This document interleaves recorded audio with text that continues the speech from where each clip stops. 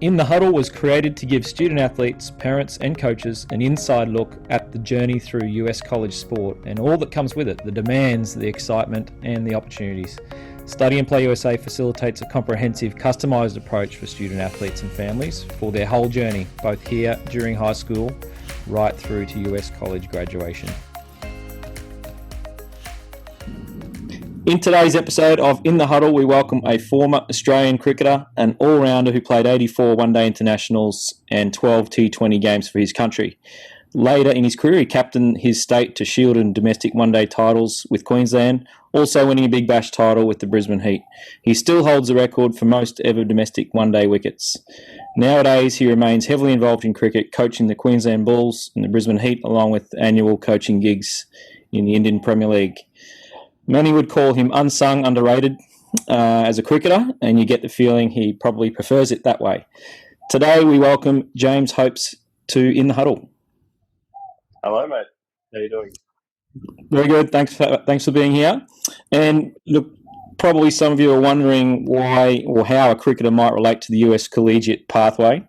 But today, joining James is his lovely wife, Maria, herself a former US college student athlete who actively works with our young student athletes here at Study and Play USA. And together over recent years, we've recognised the similarities between the challenges that cricketers face in James's roles as a coach, as well as the challenges student athletes face as they compete throughout their US college careers. So welcome, Maria. Hi, thanks for having me too. It's good to have you both. We might start with you, James. Just highlighted some of your impressive stats over your playing career and more recently your involvement in professional coaching environments. Are you a better coach or player in your mind? Yet to be decided. I'm still very young in my coaching career, only a few years in, and I think if I was to say I'm trending towards being a better coach, that would be the best way to put it. I was a solid player. I was a solid player at all levels, and I think I'll end up being a better coach than I was a player. Okay, I just thought that was it's an interesting thing. I often like to ask good athletes that become coaches whether they feel that way, and I think, as you say, it's a bit like playing. Coaching, you might get better as you get older, I think. So I'll watch this space, James, on that one. See how many titles you can pick up in the future years, mate. There we go. And how do you think, I guess, coaching's changed now, I suppose, since you began your career in the early 2000s? If I can put it this way, it's a lot more complicated now than it used to be. When I came through, you had your coaches for your under-17 team, your under-19 team, you make the Queensland team, you got your coaches there, and that's all I ever used was my coaches in that setup. But where coaching's become a little bit more complicated now is the introduction of personal coaching. So a lot of our players have their own coaches outside of our coaching staff. Right. And, I think that can become challenging at times because players come in and they have personal coaches, then we coach the team, and that was never the case coming through. I can't remember a player that I played in the 2000s, like 2000, 2010, that had their own coach external to what was happening in our team environment. But now it's pretty commonplace, so that takes a little bit of getting used to. Yeah, right. So is that you mean from a technical aspect, they might have differing views as a coach to what you're trying to work on in the team? Well, they tend to use us now as a sounding board as opposed to a technical coach. They use us as a place to vent, and then they use their external coaches as their technical coaches. And when they come into us, we keep them. I suppose you might call us more mental performance coaches as opposed to anything. We keep them on a level keel to perform their skills. We don't actually get that involved in the technical side of things anymore. Yeah, okay. So that sounds like, basically just an adjustment all coaches sort of have to make these days, particularly if you've come through a different era. Is there anything else that you think is the biggest changes, that you've had to adjust to, in terms of maybe just even the generational difference between players and the way they think and play?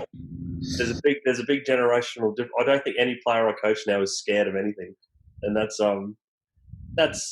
they haven't got the fear factor yet. The fear factor of failure that doesn't enter guys' psyche like anymore. They're full of bravado, and they'll like. And I don't know whether that's because I'm where we have a young group in Queensland that haven't had the life experience or the cricket experience to say, well, stuff can go pear-shaped here. So there is a little bit of we need to be a little bit cautious. I think they tend to be no. We're if I can say balls to the wall, they're balls to the wall all the time. Yeah, right. And maybe that's a T20, a product of T20 almost, isn't it? Mentality potentially, Huge product, and that's probably the other big change in cricket coaching is that you sometimes question a 19-year-old's. Do you want to play Test cricket or do you want to get on the T20 circuit around the world and earn millions of dollars? And you can't question them for thinking that. Like, absolutely, yeah. And it's for some kids who are coming through that's a decision that needs to be made when they're 20, 21. And some of them coming through now are like, well, I can get on the circuit and I can earn a lot of money. And there's only 11 players in the Test team. It's a pretty good Test team, and those guys aren't very old. So, it's a tricky situation. But that going back, we got individual coaches, and then we got the 3 formats and what guys choose to do now. I think they're probably the 3 formats is a bigger issue than the individual coaches. I think the individual coaches is a positive effect on cricket. I think the 3 formats and guys having to choose at a young age what they want to do, that may not be a positive effect on cricket. Yeah. So it's almost like the Joe Burns model versus the Chris Lynn model, almost, test, bit of a test focus and or a T20 focus, really. That's exactly the focus. That's exactly it. And then, but the thing I've found and the thing I try to instill in our young guys is that the best T20 players in the world, and we're talking about the AB de Villiers of the world, the Chris Gales of the world, like people like that, they also played 100 Test matches for their country. Yeah, right. If you're prepared to dig in for the long haul from the age of 30 onwards, you can earn what you want if you find your way into Test cricket. Yeah, no, that's good. That's a good point. That's interesting. Okay. And Maria, I guess one of the things that coaches in the US college system ask us regularly when considering one of our student athletes is, is this athlete coachable? In your own words, what does it mean to be coachable? Oh man, I'm on the spot here. Yours is coming in hot there. Gosh, that's such a good question. I think interesting because I see a lot of different layers, right? Like I have my perspective of James coming home and sort of hearing his frustrations.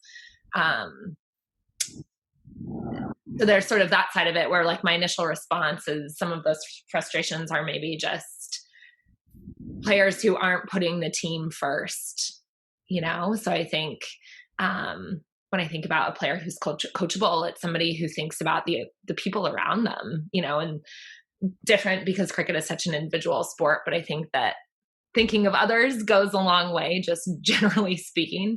And I think just, work ethic and just that ability, to really put trust in coaches. And so I think maybe Chris, for you and I, when we take these kids through Coach Contact, where we talk as much as we possibly can with families about how important that relationship with the coach is, because that player, in order to be coachable and in order to be as successful as they possibly can be, really need to believe in that coach as a guide, Yeah, absolutely. I think that's exactly right. I think coaches often say to us too, we've got another recruit we're looking at from Hungary or, another country, but what we like about your student athlete is, is they are probably not quite as good, but we know they're going to show up on time. Sounds like they're going to be pretty motivated to lead the team. They've got clear examples, I guess, of them doing those things in their high school, whereas this other recruit that we're looking at, he is a little bit selfish, and I'm a bit worried he's going to impact our team negatively. So yeah, often they'll go for a team person who's more coachable than the pure talent, because so much can go wrong when you're spending so much time with each other on team buses, playing. All that. So you Absolutely. don't want a bad egg or someone with a bad character. And is that consistent sort of thing for what you're looking for, James? Because I guess professional cricket's become, particularly with T20s, been a bit about recruiting too, isn't it? It's mate. The word I was thinking of was when you and Maria were talking. There was intangibles, and every coach has a different definition of what their intangibles are. And I know from a recruiting viewpoint of that, if there's a player who's skill-wise is slightly better than another guy, but the guy who's a lesser skilled player has intangibles that far outweigh the guy in front, that becomes a real serious conversation on which one you're gonna pick up. And I suppose that's all I was thinking about then is like the thing in coaching is if you understand that what your intangibles are and what you look for as the definition of that, that'll go a long way towards what you consider your ideal makeup of a team. If you could pick one intangible, James, in a player, what would it be? Team first orientation, like they're team first. Like they're prepared to sacrifice their own personal result for the good of the team. If you see that in a player from a young age, and I'm talking, we see our kids from when they're 16.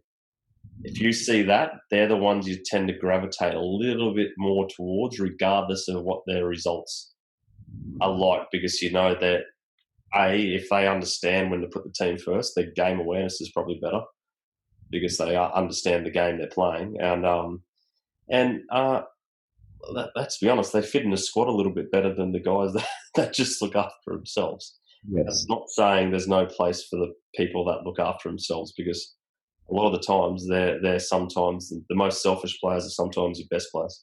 Yes, yeah, that's a very interesting point. I think, and then of course we hear about role players as well.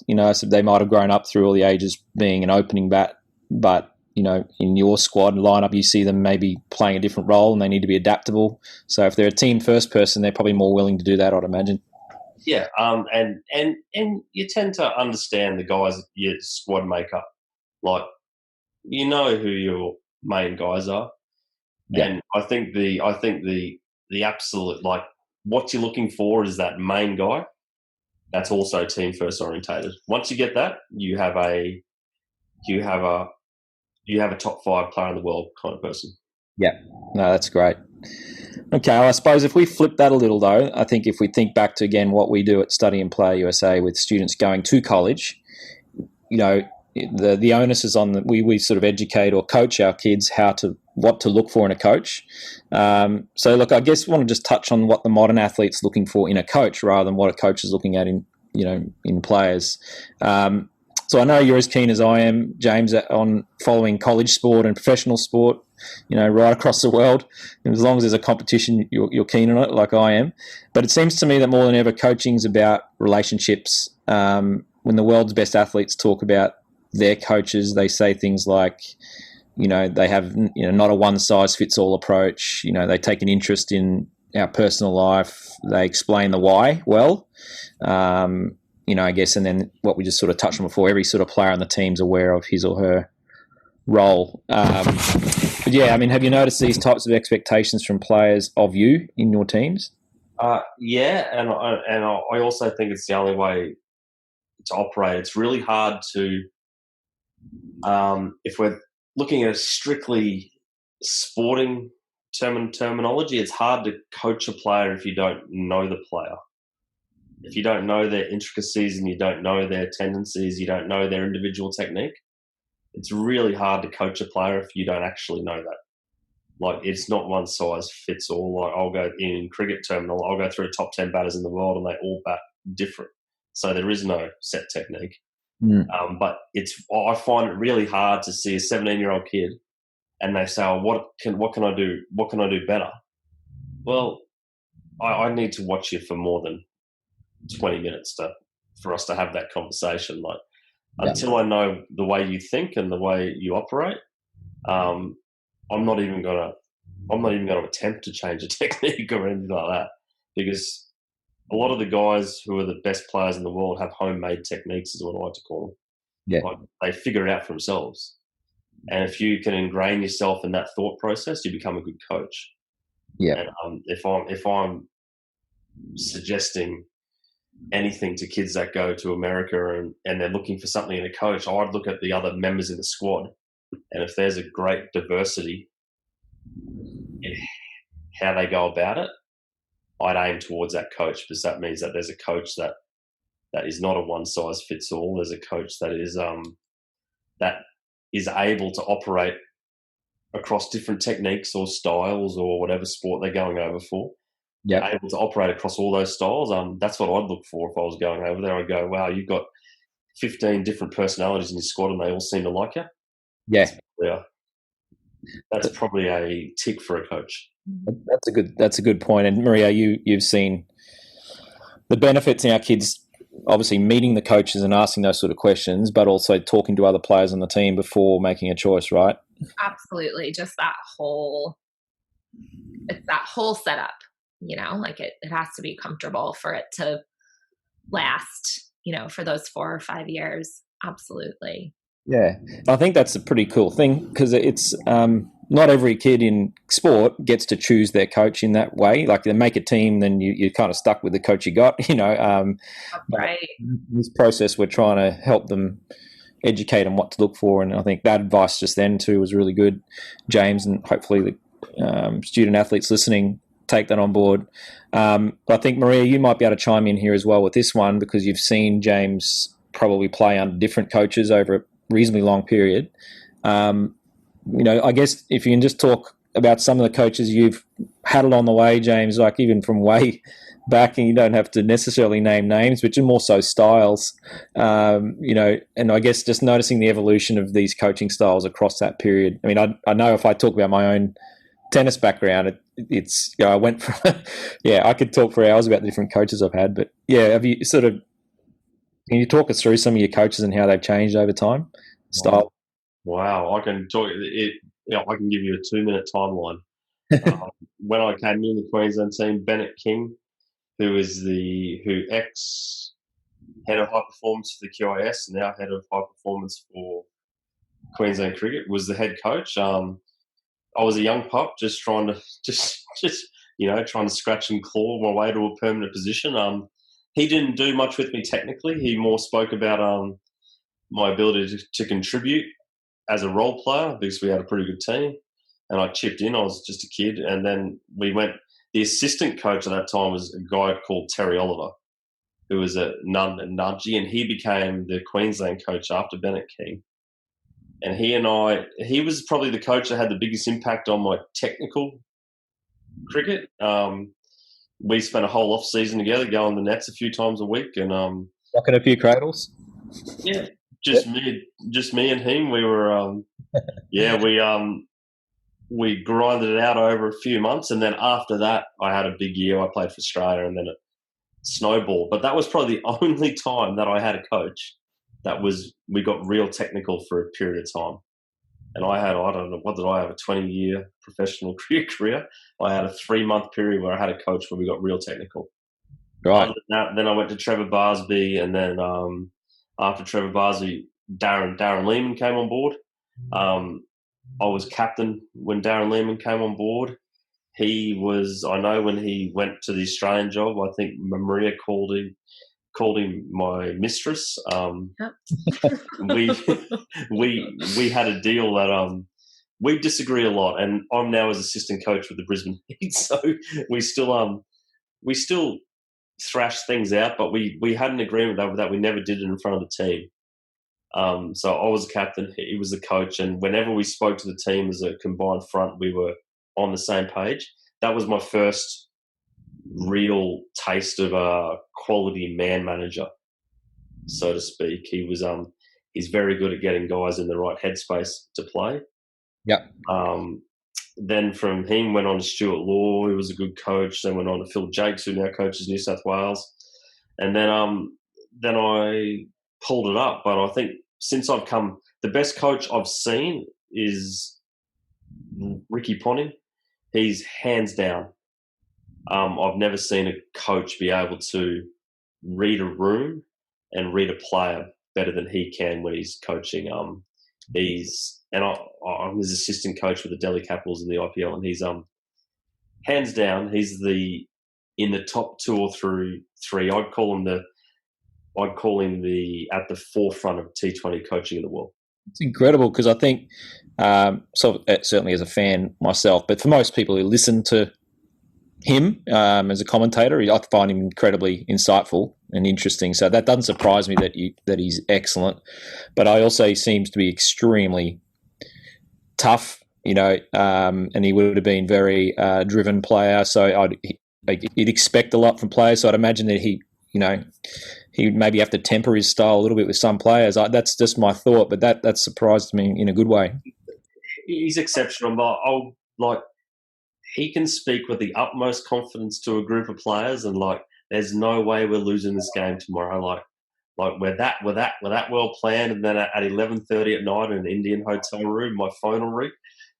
My room phone and it'll ring are you sure we've ticked everything off in our meetings? Are you sure? So he still has the same thoughts as everyone else. Are you sure we've done? Are you sure we've got our plans right? So he still has the same thoughts, but he has an unbelievable ability to walk into a room and just everyone gravitates towards him as soon as he speaks. And he's probably the only coach I've seen that has the ability to do that. Yeah, right. I don't know whether that's from his background, regarded as the best since Bradman and the rest of it. Whether that, but if he walks into a room, the room stops. He doesn't. He's just unbelievable at imposing his will onto a team, and he's very, very good. That's good, and I guess you've been an established coach by the time you started working with him. But aside from him, I guess is there one coach probably inspired you to be a coach, or did it just sort of happen? That's a tough. Well, when Darren Lehman got the Australian job, he called me at I don't know 2 o'clock in the morning. Yeah. I think he called me middle of the night, and I could have sworn that he said to me, "I've been sent home from the Australia A tour," because he was coaching the Australia A team. I was like, "Hang about, I've got to go downstairs." And I called him and said, "You've been sent home from what?" And he was like, "What are you talking about?" I was like, "Mate, I think you've just called me and said you've been sent home for some reason." And I was like, "Oh God!" So he's gone out, he's done something. But what happened is they'd given him the Australian job, and he'd promised me that if he was going to take the Australian job, I'd be the first person that he'd call. And so 2 o'clock in the morning, thanks for that, mate. So he said that he was taking the Australian job. And then it wasn't a couple of days after that, we were talking about who was going to coach Queensland after him. And I'd spoken to the chairman of Queensland Cricket a little bit and said, what way are we looking? And Buff called me and said, do you think, it was 2013, he said, "Do you think you're ready to retire?" I said, "I don't think I am. I was only 34 at that stage." And I was like, "I think we've got a bit of cricket." He said, "If you want to retire, I think you should coach Queensland, and I'll throw my hat in the ring behind you. I'll put my support behind you." And I said, "Mate, I don't think I'm ready to do it yet." And that was the first time I started to think, maybe he sees something that I can do. And then that year I started work with our youth kids. A lot of the kids that are in our system today, I started working with them when they were 15, 16.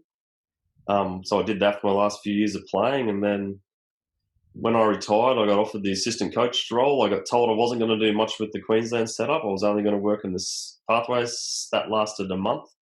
I was on tour with the Queensland team again. So I don't know how Maria felt about that. I was straight back on tour. And then a year into that, Ricky Ponting spoke to me at a BBL game when he was commentating and said, "I want you to come be my assistant coach over in Delhi." And I said, "Okay." And since then, it's gone from there, mate. Yeah, it's sort of been kind of organic, but it's also you got two pretty key people there that have believed in you clearly. So that's obviously going to give you confidence that you can be a good coach. So that's sometimes where it starts, isn't it? Yeah, it's just someone putting a thought in your head, and then I think with coaching, well, the main thing is someone putting a thought in your head, and then someone offering you a job is the second thing. So, No, they're two good things to be happening. Okay, so just changing direction a little bit. I again, the purpose of today's episode, I suppose, is just to talk. I mean, the coachability thing is a big thing. Coaching philosophy, and how that, I guess, that relates to what we do with student athletes as well.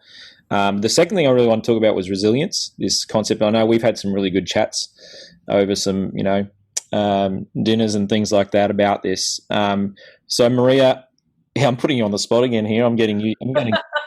You, you are a former English teacher, so yeah, I've got to get you to define resilience for me now. On the spot. That is a great question. What does a person with resilience look like? What qualities? I just think it's just somebody that just keeps getting back up. And, the step forward might be little. Well, sometimes resilience is literally just getting back up, like not even necessarily going anywhere. But that would be my definition. Somebody who gets back up. No, it's fair enough. And we see it, we see it a lot with what we do with student athletes along the process before they even get to college. You can have some bumps in the road.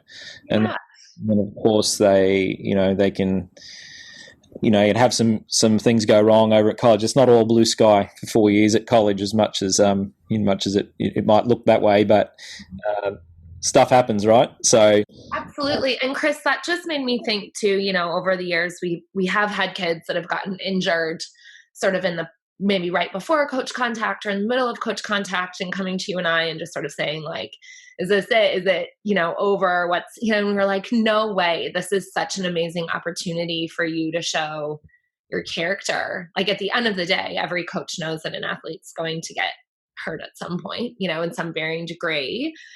And so I know we've both seen kids who have really just been able to tangibly show that resilience to coaches in that process through how they rehab and how dedicated they are, to just getting back on the field or the court or the pool, whatever it is. And so that's cool. And we've also had the opportunity to work with a number of kids, that have been through some tough stuff, and in chats that we've had where they've said, is this something that if it comes up, what do we do? And just showing coaches that other side of not only their strength in their sport, but strength in their life. I just think those are the kids, like James was saying, where those kind of intangibles click. So yeah, I think that's part of what we do, is just showing that let's talk about those things that have been hard, and let's talk about how you've gotten through it, and really just be proud of that, because the coach is going to appreciate that. Yeah, absolutely. And I remember sitting in the office with one girl who was probably maybe a year and a half from going to college, but I think you were in the room as well. And she was in tears, and she did her ACL, which is obviously a fairly serious injury for any athlete. And then she's got the added stress of finishing school and all these different emotions. So she came into the office crying, pretty sad tears, but she left with happy tears because we sort of, I guess, as you said, reassured that we can actually turn this into a positive. And as it turned out, the coach that offered her the scholarship that she took said that we need someone like that on our team. We need someone that actually can lead. I feel like we got some soft players a little bit that take the easy way out. We need someone that can show that, no matter what happens, they get back up. So that's good. It's good points. And then I guess too, James, you can have the perfect coach, as we said before, but there's going to be disappointments where there's a form slump. He might be dropped from a team. And it can be particularly probably more brutal, I suppose, in professional sport and at college, where they're probably a little bit more hand holding, and what we do in our job as well. Do you think, do you think resilience though is sort of something like you can coach? Or is it something that I like to Oh, you can to a degree. I'm going to stumble over this answer. The amount of times I've been asked this in the last 2 years. You can to a degree, but a lot of the time, the most resilient players that I've seen in cricket anyway are the ones that have had the most extreme life experiences outside of cricket. So that enables them to be, I class resilience as the ability to be comfortable when a situation's uncomfortable, and the ability to perform when you have no real control of a situation. Like to be able to say, right, what needs to be done now, and to be able to think in that kind of clarity. That to me is resilience. I don't think there's I think when we talk about coming back from injuries and stuff like that, I don't know many guys in our squad anyway that won't do that. Like, yes, they'll be pretty committed to that kind of thing. But the resilience side of it is, when it's uncomfortable, right, and they show like a clarity of thinking. That to me is good resilience. And a lot of those guys, if you dig deep into them and you know them well enough, you'll know they've had life experiences that tend to make them more level than someone that hasn't had those kind of experiences. Yeah, so potentially what you're saying there, as you said, it's a very hard thing to define, but it's experiential rather than coached in a way. Yeah, you can coach it, but you coach resilience through repetition a lot of times too. So it takes time. Like, you do something long enough and enough times, like you tend to have a muscle memory to it that you'll be able to perform it under pressure. But when it comes to the mental side of things, which is where resilience lies, a lot of the times that's your life experience. And but you have kids come in that haven't had a lot of life experience. They've gone through the GPS programs, they've gone through whatever schooling, and they've lived a good life, and they're cool. They come in and they get dropped for a professional team for the first time, and their world crumbles around them. It's a bit of a, but once that happens a few times, like you see their they start growing a backbone, if that's a good way to thick skin. It's a professional sport, and that's probably the thing. If we're going to talk about going to college in America, and this is it's the most relatable thing in cricket, is that when you get a bunch of 17s and 18-year-old like in a room, and there's parents around, and you're talking them through the system. The ability to make them understand that this is most likely not what they're going to do for a living is a really hard conversation to have in cricket circles, because they see the Big Bash, they see, how far till my son can get a Big Bash contract? Well, do you know Matt Renshaw? He's 22 years old, so in 1 year's time, when your son's out of this, that's who he's got to knock out of a team. Once they start opening their eyes to that, they think, holy, okay, it's not easy. I'm not just going to be in a Queensland youth squad and play professional cricket.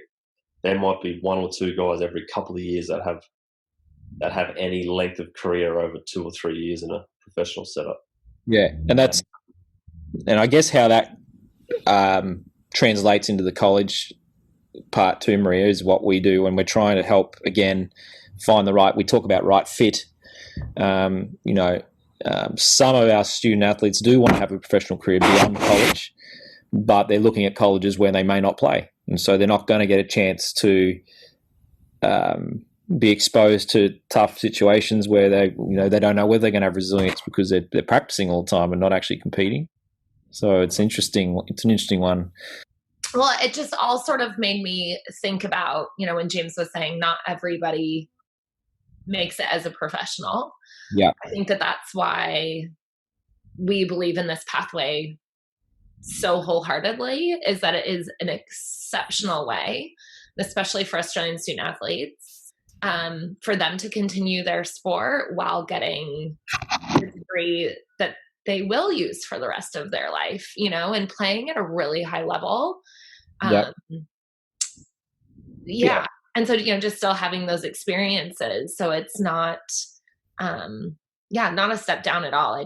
I feel like it just opens this huge door of opportunity for that kind of long-term, life after sport. And, and you even think like Jimmy, how old were you? 38 when you retired? Sure. No, how old were you? 36. 36. Okay. Yeah, just kidding. So he was 36 when he retired, and he had a really long career. And it's just like, oh my gosh, you're 36. Yeah. There's still the rest of your life, So even student athletes that do have the opportunity to go professional, there's still a whole lot of life after sport, and ours has turned into more sport after sport, but but I just think that's why the American system is so awesome. Is just because these kids just have these amazing degrees. Whenever they need it, it will be there. Yeah, and then two things. I guess they're buying themselves some time to develop resilience, to develop skill and develop confidence and, develop their game. But whilst they're doing that, as you said, they're getting a degree, and the second thing is that besides there's freaks of nature in every sport that are doing so well at age 17, 18. I think we've seen recently, like certainly in my sport, Federers and Nadals are the best players still in the game, and they're well into their sort of 30s now. So I think that's encouraging for people. Back when I went over, I was encouraged not to go to college, by everyone. If you want to be a tennis player, don't go to college. You don't have time. You've got to make it by the time you're 19, 20, otherwise you're wasting your time. So that's it's pleasing that's attitude changed, and I guess, so that's good. Thanks for that, Maria. Yeah. We'll play on. Just quickly, I suppose, you mentioned having 17, 18-year-olds in one room and then parents talking about goals for their kids, James, and this is potentially for you, Maria, as well. But for parents that might be listening, what are some tips, for developing resilience in their kids so that when, they do become 17, that, they're ready for it? It's,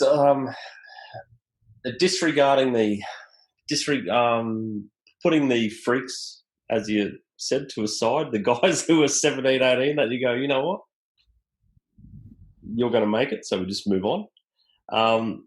Everyone else, like, I like to put it like this, like if you're going to have to turn up here for 9 months, 10 months a year, you'll get 8 weeks leave, whatever you get, 10 months a year, most days, you're going to have to work your butt off. You're going to have to compete every day to get in here. And when you're 24, 6 years' time, you may or may not make it. So if that's any tip I can give to parents is don't assume that your child is going to make it. Because at the end of the day, like, you need to do years of work. And then at the end of the day, that still might not be enough, regardless of how good you are. And like, we try to say that to our kids. And if you're prepared to do that, like, you're half a chance. Like, it's not a no-brainer. And you say that to parents and they say, oh, but Max Bryant's got a contract, or this player's got a contract, or this, yeah. We're talking about freaks of the game there. You don't, most normal people, I didn't play for Queensland until I was 22. Well, that's good. Good to know, yeah. Was there anything that you think your parents did well that helped you? No, I don't think I should say it on the podcast. They left me alone. Like, my cricket was my cricket. Like, there's something to that though, isn't there? Oh mate, I'm talking like, if you want to talk, like, I had and I'm not tooting my own horn, wherever it is, but I had a stellar youth career. Yep. I made world teams of the year and in under 19 World Cups and stuff like that. And then 3 years after that, I played professional men's cricket. Yeah. So it's like it's a process. And then to be honest, like, I played for Australia a couple of years after that, so it was quite a fast process after that. But to actually get into the system, into the setup and play, I was in the Queensland squad in 1997. That's 2 years after they won their first Shield. I was in grade? I was 17 or 18. I didn't play for 5 years after that. Yeah,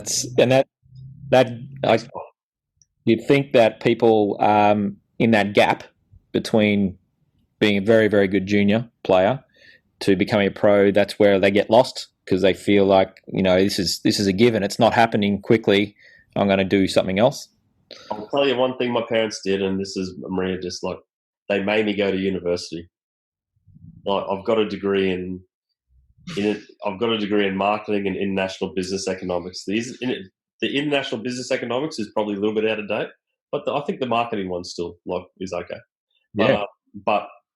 And that's one thing that we have a player development manager at Queensland Cricket that, like, you know what, if you are in this system of your training and you're a squad player, like you've got time to actually study and do stuff. So do it. Yeah. Right. Don't miss the opportunity to be a fully paid athlete and still have time to go to university and study. Like if you waste that opportunity and you're cut from the list at 24, you've just wasted 5 years of your life. Yeah, absolutely. And then I guess that's, again, you can keep coming back to the college thing. That's what we're doing really with these kids, isn't it? Really, like they're doing that at the same time. So yes, people come out of college and they can develop professional careers. But if they don't, they've had a heck of a 4 years. They're going to be confident kids. They're going to have a degree behind them. They're going to be all right. They're going to be okay. Don't make sport if sport is the focus and you don't get there, I think that's when things become real messy. Yeah, sport can still be the focus, but there needs to be something behind it. There needs to be something beside it. Yeah. If it's just sport, I'm going to get there. Or I've done my ACL and I'm out. Yeah. If you don't get there, wow, you might have just wasted an unbelievable opportunity to get something behind you. Yeah, no, that's good. I'm hoping some of the kids are listening to this because that's wish I'd have got that advice when I was 16, 17. That's for sure. I barely followed that advice. I was forced into that advice. Yeah, right. And I begrudgingly followed my parents' advice, but I'm really glad I did, because I think when I started, it made me more worldly that I had it. You know what? I have got a university degree. I have got this. Yeah. Cricket's not the be all and end all for me, but now cricket is the be all and end all for me. But yeah. I think I've got that right. So. Yeah, no, absolutely. No, that's good. Look, won't keep you too much longer, guys. I know you've got things to do as well, but to finish up, I know you've adopted America, James, as your second home in a way. You've been to Maria's alma mater, Colorado State University. What were your first thoughts when you visited that campus? And then I guess just adding on to that, I guess what in general are your thoughts on the US college pathway for kids? I know we've touched on a little bit, but on the campus, thoughts on the pathway? I wish that cricket existed in the college in the college system. Oh my goodness! That's really one of the first things I thought was when I was coming out of school, I would have been if cricket existed over there, I would have been one of those prime candidates to be able to go on a scholarship or go to college in America for my sport. Oh my God. It's way different to here. I think it's a great system because you can marry sport, you can marry education, you can put it all together, and you can do what you did as a kid growing up when you were 10, 11. You can do it for a few more years, and in a college setting, which is I would have given my left leg to be able to go over there. Are you regretting being a gun cricketer now? You sometimes see cricket. Cricket was baseball.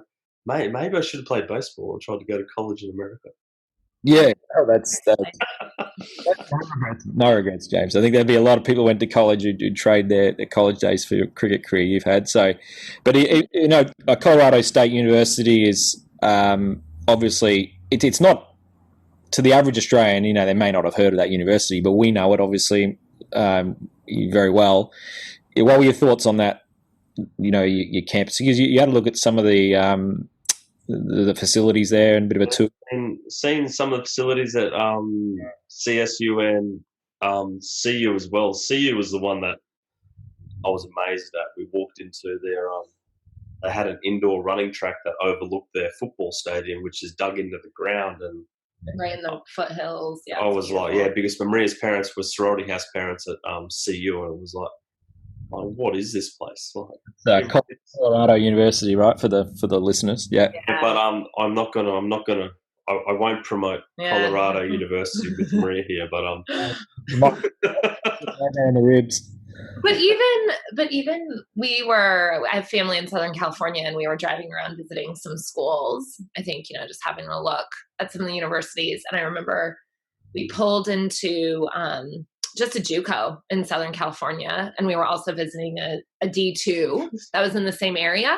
We pulled into the JUCO, and we were looking at the baseball fields, right? And we were looking, they had, I think the water polo team was like in the pool. And James was like, this isn't a JUCO. And I'm like, yes, it is. And he's like, and we had literally had to go and show him the sign, that said whatever community college it was. It was like, couldn't believe the facilities, and charts. that was like Chris, I don't like there's professional training facilities in Australia that didn't match the junior college or the junior college setup. It was like, wow, what is this? Yeah. Once again, I try to change sports and go back over. Well, one of the hardest things we find is actually getting people to believe us. To say, look, it's amazing over there. You really have to see it to believe it, and you actually do. Because a lot of people they'll think, I don't necessarily want to go to a junior college or a smaller program, but smaller programs, as you've just have said, they're pretty impressive. Do you know what the beauty of the college system is? Like, I think in Australia, the way you get into good facilities and the rest of it is when you finish school, you are being looked at. If you can get into those facilities, you're being looked at as a future professional athlete in that sport. Whereas I think if you go to college over there, you get better facilities than a lot of the things we got here. Yeah. And they're not looking at, you're gonna go to the NBA, mate, or you're gonna play water polo for Australia, or you're gonna play this and that. No. They just want you to come over and contribute to their college for a few years. Exactly. But I think to get access in Australia, you are being looked at as someone that's going to play that sport professionally, and that's the only way you get access to those facilities here. Whereas over there, they have hundreds and hundreds of those facilities, and they just want you to come and go to college there. Yeah, exactly. And again, it's just because we've come from this system as exactly what you said, it's sort of reserved for the elite. It's just very hard for us to educate families the reality over there. Like, well, really, me? I can go there and I'm going to actually get scholarship? Yeah, yes, you can. So it's just a very different system. But no, I appreciate your take on that, James, because obviously, you see a lot and listen to a lot through Maria's work. But I am going to give Maria the last word today. And again, putting it change. Resilience, go. The good news is you don't have to define anything. Oh, dear. But it's a bit of a fun one. I am putting you on the spot again, so you can take as much time as you need to answer this one. But knowing James better than anyone, let's take cricket out of the equation and let's pretend that he wasn't good at cricket. And he's just mentioned he would have liked to have gone to college. If you can imagine him as a 16-year-old, and I know you didn't know him as a 16-year-old, let's profile James as a potential college student athlete. So let's describe, I think I know the answer to the first one, but let's describe the ideal sport, destination, okay, so what part of America, kind of coach, and what degree for James? Golf. Golf, sure. Destination. James and I went glamping in September in Queensland. I don't know, not far, an hour outside of Brisbane. And James told me it was the coldest he's ever been in his whole life. And he kind of just stood shaking in the corner for a lot of it. So he needs to go probably somewhere not freezing, especially if he's going to golf. Lake Michigan. No, that's cold. No. There's some good golf. Yeah. Yeah. Still cold there. Still cold. Yeah, exactly. What other ones? What sort of coach? Is he a 1980s style military style coach, or is he a modern coach that he's playing for back when he was 16? And what sort of degree? We know he's got a marketing degree, but you have to pick another one. Oh, this is so hard. No, it's good. Well, little known fact about James is he was in childcare when he was in his early days of playing. So I actually think James would make a really good primary like PE teacher or something. I'm just picking this for him. He probably feels awful about it. I did ask you that. No, like I can't see James in an office wearing real clothes ever. Like I do now. Yeah. No, you don't wear real clothes. Like you wear sports clothes every day. And then I don't. It'd be interesting. I'd be curious to see if he would pick a big campus. Yeah. Or if he would. No, yeah, I don't think I could see him at a big campus. Big boy from Townsville. He's probably going to a 5,000 student. Yeah, that's what I was thinking. Yeah, and I don't know about James's ideal coach, what that would have looked like. 16-year-old James, from the stories I hear, was quite the character. So I'm not really sure. Fill the gaps. Not sure what that successful coach looks like. I've done all the psychological profiles during my career, and I've been best described as a chameleon in most of them. So I can shape shift to whatever system I'm in, which I'm not sure that's a rap. Yeah, take it as a wrap. No, well, that is a wrap, guys. I think that'll probably do us for today. Really appreciate your time. Good insights. I think people listening have a really unique perspective from a professional athlete. Yes, not a US college sport, cricket, but I think the same principles apply. So much appreciated, James, your time, and Maria, as always. Really appreciate your insight and your definitions. We'll have to remember that. Thanks, Faithy. Thanks, pleasure. All right. Thanks, guys. We'll talk to you again soon.